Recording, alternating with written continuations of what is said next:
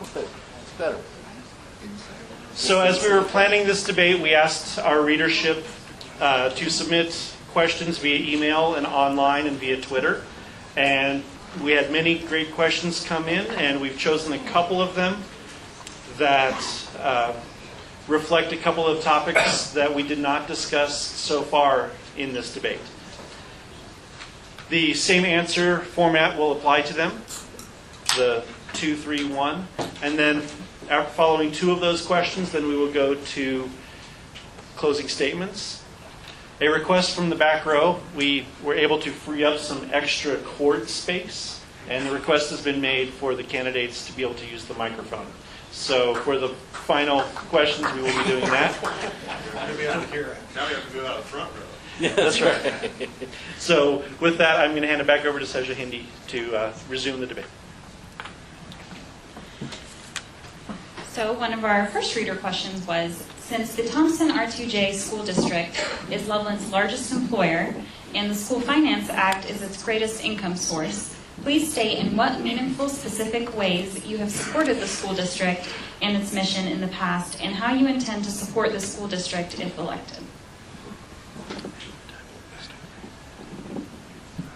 Well, I helped Donna Rice and a number of other individuals get into the majority on the school district.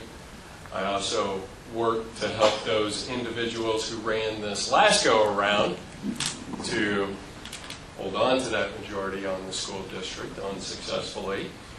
And I'll continue to push for the reforms in K through 12 education that I have my entire life, having been born and raised here in the state of Colorado, having been there early on in the charter school movement, having been there early on in the voucher movement.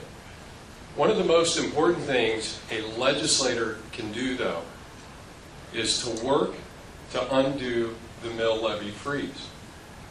Individuals got hit the last couple of years with a surprising amount of taxes on their property taxes. The school district is going to come to us and ask us for a mill levy override.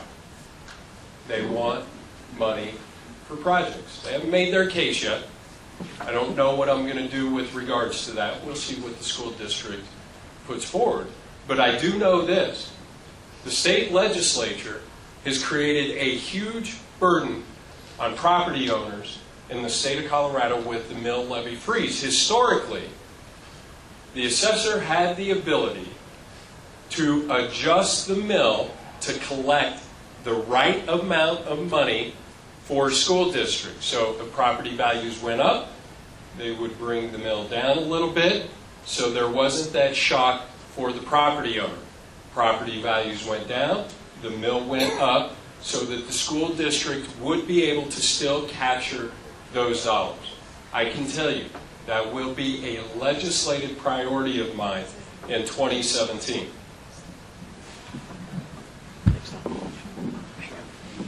I'll try not to trip you up on that. Well, as a property owner, in the beginning of the year, I get a tax statement. And in the beginning of the year, I take a look at just how much that's going to cost me. I don't know what the mill levy override will be this year. I know that what I pay right now is a fairly large amount. And I too need to see the case that the district's going to make. What I would tell you is that when Kristen and I moved to this community 20 years ago, we were just thinking about having kids. And when we had kids, we started out in a parochial school at Emmanuel Lutheran.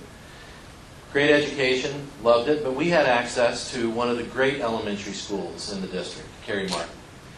And what have I done to support public education? Well, for both of our children's first 5 years of school, I volunteered every week in their classes because that was important to us to have that connection with our kids. I know all their friends, which is kind of awesome.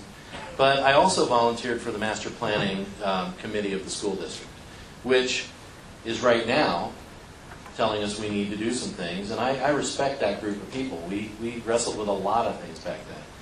I also was on the initial school board for New Vision Charter School. And that was a large effort of mine to make sure that we raised the bar in Thompson School District. What charter schools, in my opinion, do is they make everybody perform a little better. And New Vision has been a remarkable success.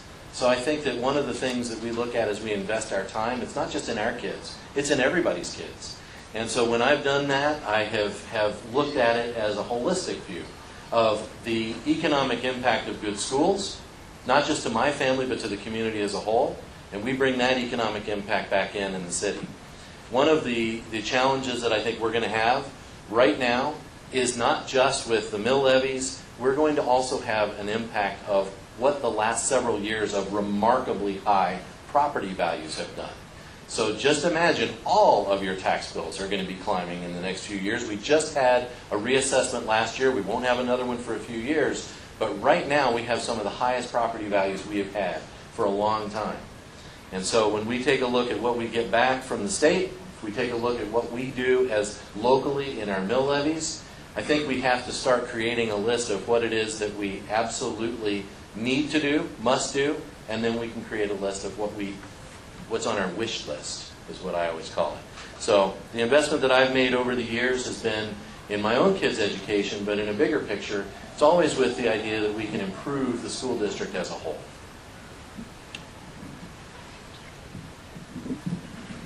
When we moved up here in 1993, we're Catholic. We made a choice. We sent our kids to St. John's. All our kids went to St. John's. It was interesting because having been a part of that charter school movement back in the early 1990s in the state of Colorado, we always looked for the best education for our children. Our daughter graduated from Ridgeview up in Fort Collins. It was the right fit for her. The boys each had their choice where they wanted to go to high school.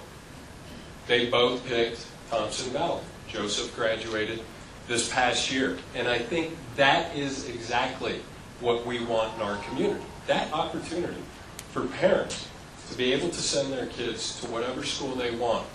I'm just tremendously disappointed that the court ruled against the Douglas County School Board.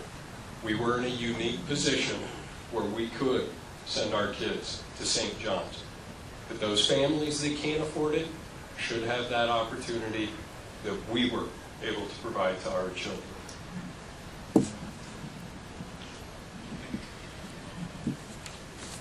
This next question says, I would like to ask the candidates about their stance on public lands, access to them, and protecting them. Kind of along the same lines, neighboring Utah has passed a bill that would require the federal government to transfer much of its property to the state to foster development of their resources. How would you approach similar legislation if proposed in Colorado? I'll also try not to trip you up, because then I could get really hard questions after that.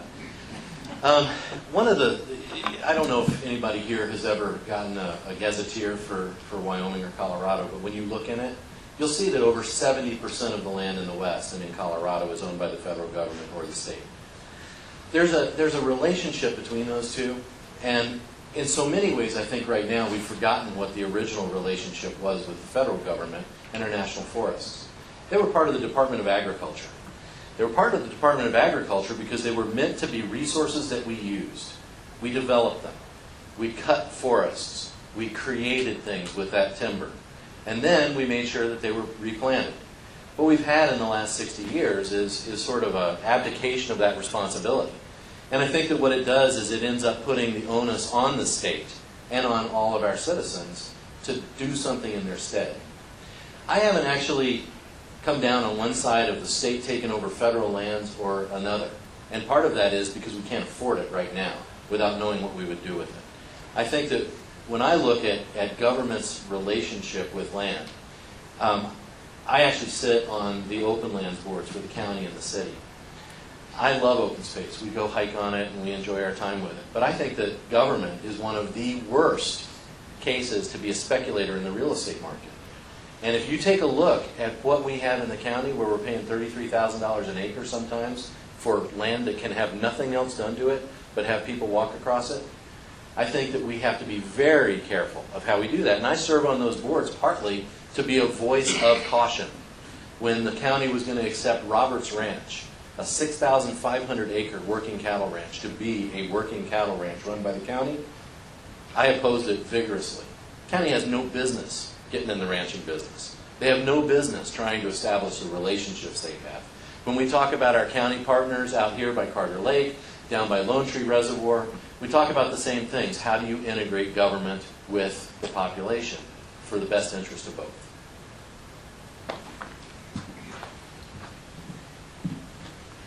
Well, it's pretty simple for me. We've got a couple of real cases here in the state of Colorado in the last 2 years. The sagegrass. Remember reading about that on the western slope? The Obama administration wants to come in and designate a plan for the sagegrass, for us here in Colorado. So what do? We go to work.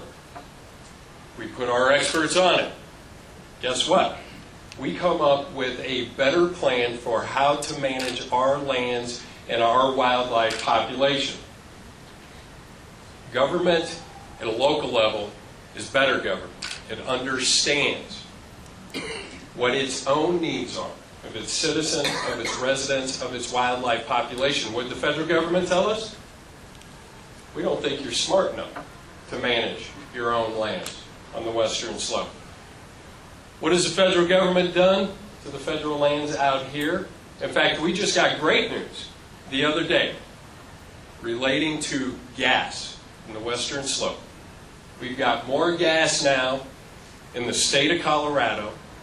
Unfortunately for us, part of that sits on federal lands. Federal lands have said, more or less, federal government has turned away oil and gas exploration. They're not saying we're not allowing it, but they're saying we know better than you how to go get your natural resources in the state of Colorado. It's interesting, because last night I was out to dinner, met somebody from the BLM. I have a complaint with the BLM. We've been fishing at Pinewood Reservoir since the boys were tiny. That's where they caught their first trout. Well, after 9/11, guess what? You can't fish off the dam anymore at Pinewood Reservoir. Guess why? Because of a federal regulation. They're worried that some terrorist is going to come to Pinewood Reservoir just west of Loveland, Colorado, and blow that dam and flood the city of Loveland. Government land management would be better off in the hands of Coloradoans, those of us who understand our lands, who understand our resources, and to have it managed closer to home as opposed to Washington, D.C., we would be better served by that. As well as with the timber industry, but that's a whole other conversation. Our watershed and floors of our forests are eroding. We're losing almost 30% of the runoff in the water that hits our lands because our forests have been so poorly managed by the federal government. Well, along that line, I believe the only words you need to say are Gold King mine. When you get into how badly the federal government can do this, I think we got to see it in stark terms last year. You know, it comes down to accountability. It comes down to what power do we have to make sure that our forests are managed, to make sure that the things that we need to work on, like Gold King mine, like our coal mines, actually, which are many of which occupy significant sections of federal land. The ability to transfer land is of less concern to me than the need to make sure that it is managed well. And I think that almost everything I talk about is that we make better decisions locally. I just don't always want to foot the bill. And the challenge that we have is maybe if we did do them locally, we could cut timber and make sure that we can pay for the management of our natural resources here. We can make sure that we're mining coal and make sure that we can pay and make sure the reclamation is done well. Well, thank you for both candidates. again, we appreciate your attendance tonight, and we appreciate everyone here listening to what they had to say. We're now moving on to our concluding statements, which will be 3 minutes each, and then afterwards we do invite you to stick around. If you have a specific question that you would like to ask one of the candidates, we would love to foster that discussion here. So, because Tom had the first of the opening statements, Hugh gets the first of the closing statements. Well, Jeff, thank you very much, and thanks to the Reporter Herald. Seja, thank you. Thank you guys for coming out. Unless we have a controversial land use decision, or maybe sometimes when we're having a county open lands meeting and we're making sure that somebody doesn't give the county working cattle ranch. We saw about 100 people out that night. We don't always get this much input, and I want to thank all of you for coming out and taking an evening of your time. I think this is an important year, and it's an important debate. It's an important race. And the reason why I think it's so important is that House District 51 has been a Republican-held district, but it's also been a district that represents a unique part of Colorado. You know, when you think about how it was gerrymandered to include B.J. Nichols' house, which always amuses me, it takes in both city and rural areas of the county, but it also is a bellwether for the state politically. And part of the case that I've made is that not only have you gotten to see how I do things in the last 7 years, but what you've really gotten to see is how I make decisions. I take information in, I absorb it. I'm the most curious person that I know. And part of my curiosity is to understand an issue at its core. And when I do that, I do it in terms of how I serve my community. It's not always about my ideology. Everything should be informed by how I weigh things. But it's about what my community wants and needs. I mentioned open space before. 82% of the voters in Larimer County asked to extend the open space tax. Again, I don't think that government should be in the real estate speculation business, but that's what the voters want. And so you had better figure out how to do it the best possible way you can. And those are the watchwords that I have had for the last 7 years, is to be a public servant, not a politician. I had a conversation the other night about this with a young woman at our Lincoln Day dinner. And it was interesting because I see such a stark difference between the two. I see a need for someone who serves his community to actually do it as service, to do it as the ability to listen, to take in information, and to let that inform your decisions. And I think that when you go to Denver and you get to spend time down there and you're sitting in the House chamber and you're watching how these arguments go, you know, when I look at the representation we've had from Brian Del Grosso in the last 7 years, I look at that as a guidepost very similar to the way that I've been doing things. You're fighting for not just the little guy, but your constituents. You are their servant in Denver. And I think that's why my cell phone number is on every piece of literature you've got out there. That's why I answer it. That's why today I went out and helped Jake Hill take some fence out of his irrigation ditch, because that's how I serve my community.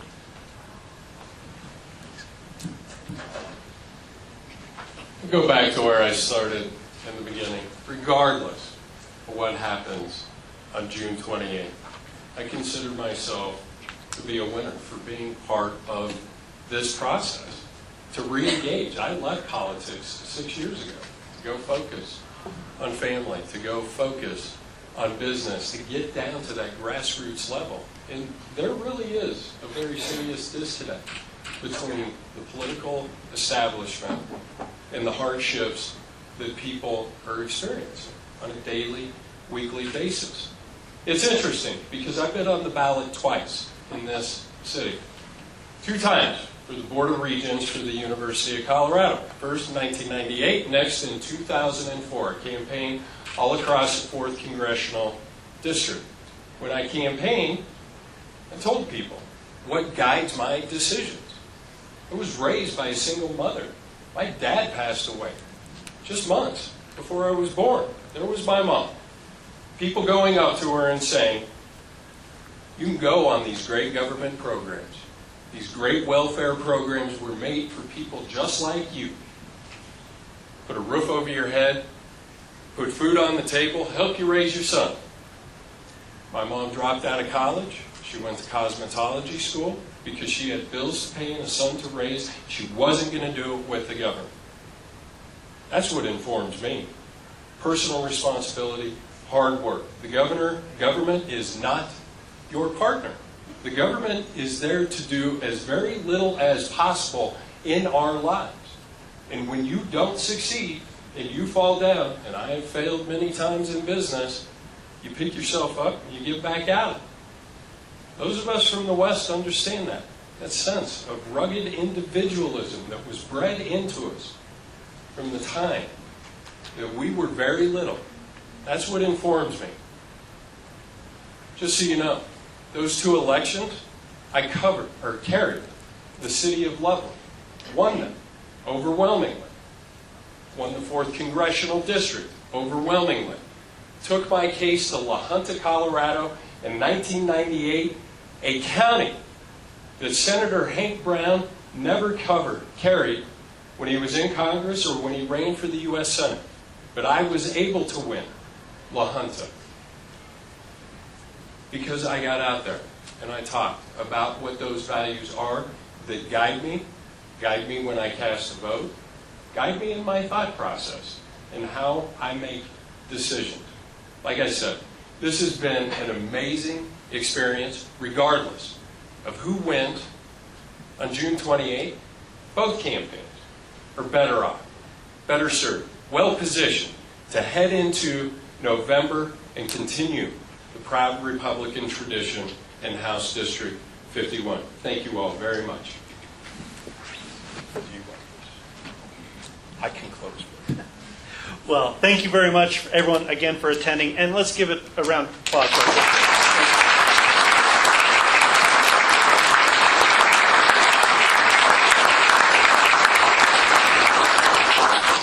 And again, if you have any questions, I know they're going to stick around for a little bit. There's some literature out on the tables and some cookies.